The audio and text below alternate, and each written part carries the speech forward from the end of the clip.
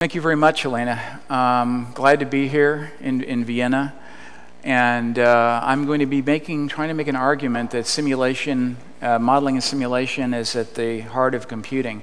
I don't think anyone would disagree with that here, right? We're all modeling and simulation freaks, so we don't have any probably disagreement with that. But I'll talk about the issues, why I'm making that claim, and how I'm justifying it.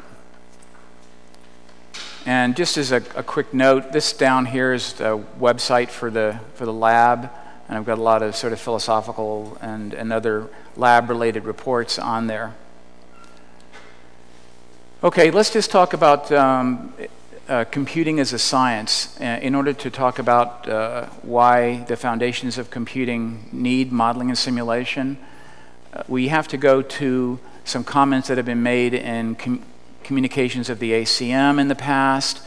Really over the last 30, 40 years, computer scientists have said, are we a science? Is computer science really a science? Or is it, what is it if it isn't a science? So the field could roughly be said to have started in the 50s in terms of societies. Simon and Newell really talked about and Herb Simon in particular talked about the sciences of the artificial, where he compares computer science with economics to make the claim that, well, economics is kind of a science of the artificial, and so is computer science.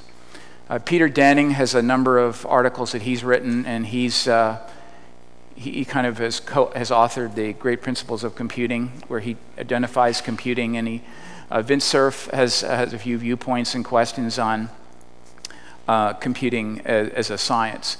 So my motivation is to say that computing can actually be seen as a sort of empirical science in the way that mathematics can. You know, around us we can see mathematics everywhere, right? I think most of us would probably agree with that. We see circles, we see conic sections, and so forth. We see geometry. But we don't talk about computing that way. We talk about computing as being inside, the device in front of me, or something like this. The computing happens in here. So my point is that the computing doesn't just happen in here, it happens everywhere in the same sense of mathematics. So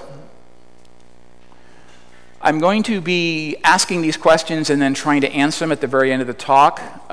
What is a computer? What is computing? Why are these questions relevant to us, to modeling and simulation researchers? Well, some assumptions, and